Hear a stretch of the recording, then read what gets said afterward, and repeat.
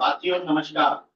आज 20 मई 2026 बुधवार को All India Organisation of chemist and druggist यानी AIOCD ने मेडिकल स्टोरों को बंद रखने का ऐलान करते हुए एक दिवसीय देशव्यापी हड़ताल रखी है।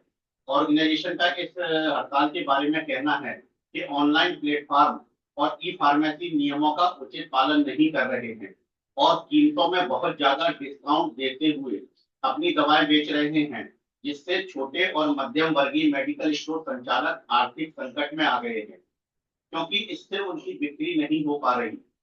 साथ ही इस ऑर्गेनाइजेशन का कहना है कि बिना डॉक्टरों की सलाह या पर्चे के घटिया दवाएं ऑनलाइन बेची जा रही हैं, जिससे मरीजों की सेहत पर गलत असर पड़ रहा है। अब ये हड़ताल कितनी सफल रहेगी या टाटा फिक्स होगी, ये तो शाम तक पता चल ही जाएगा।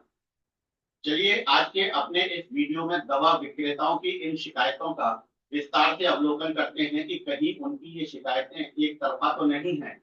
मरीजों की जेबों से उनकी मेहनत की गाढ़ी कमाई लूटने वालों की खुद की कमाई पर जब असर पड़ा तो विरोध में हड़ताल का ऐलान कर दिया। कहावत सच है कि जाके पांव फटी न भिवाई, वो क्या जाने पीर पर आई। तो सबसे पहली बात ये कि ऑनलाइन दवा बेचने वाले या ई फार्मेसी संचालक कोई दूसरे लोग से आए हुए दवा विक्रेता तो है नहीं। ये लोग भी इसी देश के रहने वाले हैं और बाकायदा GST रजिस्ट्रेशन, MSME में registration, chemist and druggist association में वैध लाइसेंस के साथ रजिस्ट्रेशन करवा कर ही अपना ऑनलाइन व्यापार शुरू करते हैं और दवाओं पर कम मुनाफा ज्यादा बिक्री पॉलिसी से अपने ग्राहकों और बाजार में अपनी साख जमाते हैं। वही मेडिकल स्टोरों पर जो मरीज या उनके परिजन दवाएं लेने जाते हैं, उनके साथ MRP के नाम पर जो लूट या ठगी की जाती है, वो सभी को जग जाहिर है। दवाओं की अनाप शनाप कीमतें उनसे वसूल की जाती हैं। उस समय तो दवा विक्रेताओं की यूनियन पदाधिकारी चुप्पी साध कर बैठे रहते हैं। मेडिकल स्टोर संचालकों को क्यों नहीं समझाते कि तुम भी उचित कीमतों पर दवाएं बेचो, मरीजों की मजबूरी का फायदा मत उठाओ, गलत फायदा मत उठाओ। कथित तौर पर दवा बनाने वाली कंपनियां दवा विक्रेताओं और निजी अस्पतालों की मांग पर उनके लिए दवाओं पर सामान्य कीमतों की जगह कई गुना MRP छाप कर देते हैं और फिर दवा विक्रेता और अस्पताल मरीजों को इन दवाओं पर 10 या 15% छूट देने वाला एहसान करके जबरदस्त मुनाफा कमाते हैं। दैनिक भास्कर ने तो कुछ सालों पहले हिमाचल की दवा कंपनी का स्टिंग ऑपरेशन करके ये दिखाया भी था कि कैसे एक अस्पताल मालिक द्वारा अपने मेडिकल स्टोर के लिए 38 रुपए की दवा के पत्ते पर 1200 रुपए MRP प्रिंट करवाकर दवाएं खरीदी जा रही थी। यहाँ सरकार की भी भूमिका ठीक नहीं है, क्योंकि MRP की सीमा तय नहीं की जा रही, जिससे मरीजों के परिजन जबरन लूट के शिकार हो रहे हैं।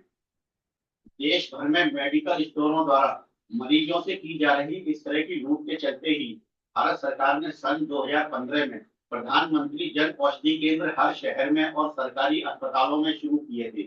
इन जन औषधि केंद्रों पर मरीजों को हर तरह की जेनरिक दवाएं बहुत ही कम दामों पर मिलती हैं।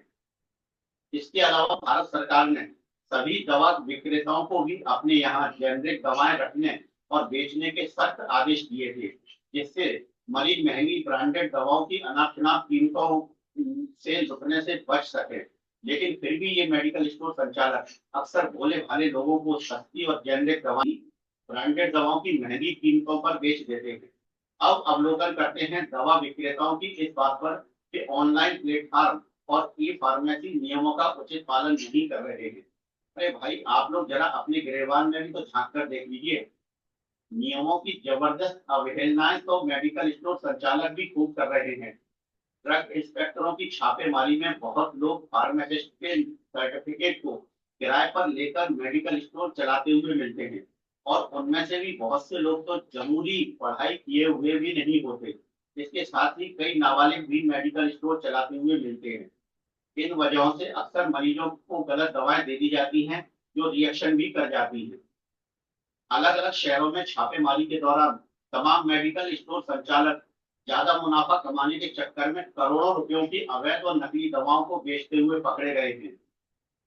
वैसे तो मेडिकल स्टोर संचालक और ड्रग इंस्पेक्टरों की मिलीभगत सांठगांठ पहले ही हो चुकी होती है, इसलिए छापे में भी वही मेडिकल स्टोर पकड़े जाते हैं जहां ड्रग इंस्पेक्टरों को मनमाफिक रकम नहीं मिलती या समय पर उनको रकम नहीं मिल पाती। इसके अलावा ये मेडिकल स्टोर संचालक खुद भी डॉक्टर बनकर अधिकतर बिना डॉक्टरों के वैध पर्चे के लोगों को उनकी बीमारियों के लिए दवाएं देते रहते हैं और इंजेक्शन भी लगाते रहते हैं।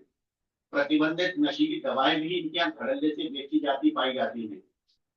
अब बात करते हैं मेडिकल स्टोर संचालकों द्वारा टैक्स चोरी की, क्योंकि अधिकतर दवाएं बिना पक्के बिल के ही बेची जाती हैं। बहुत बार तो मांगने पर भी जीएसटी बिल नहीं दिया जाता। इसी आड़ में दवाओं के बैच नंबर और एक्सपायरी डेट में भी गड़बड़ियां कर दी जाती हैं।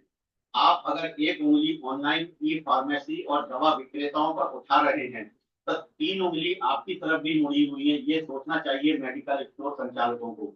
जिन्हें आपको सुधारना होगा वो एक शेर है ना गालिब का, जो यहाँ फिट बैठता है कि गालिब ता उम्र यही भूल करता रहा, गालिब ता उम्र यही भूल करता रहा, दिल चेहरे पर थी और आईना साफ करता रहा।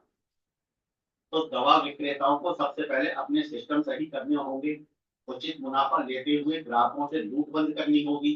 कमजोर वर्ग के लिए अच्छी और सस्ती जेनरिक दवाएं बेचनी होंगी। अवैध नकली और नशीली दवाएं बेचना बंद करना होगा। ग्राहकों को पक्के बिल देने होंगे, तभी मरीज और उनके परिजनों का मेडिकल स्टोरों पर भरोसा बढ़ेगा और मेडिकल स्टोर संचालकों की बिक्री और आमदनी बढ़ेगी।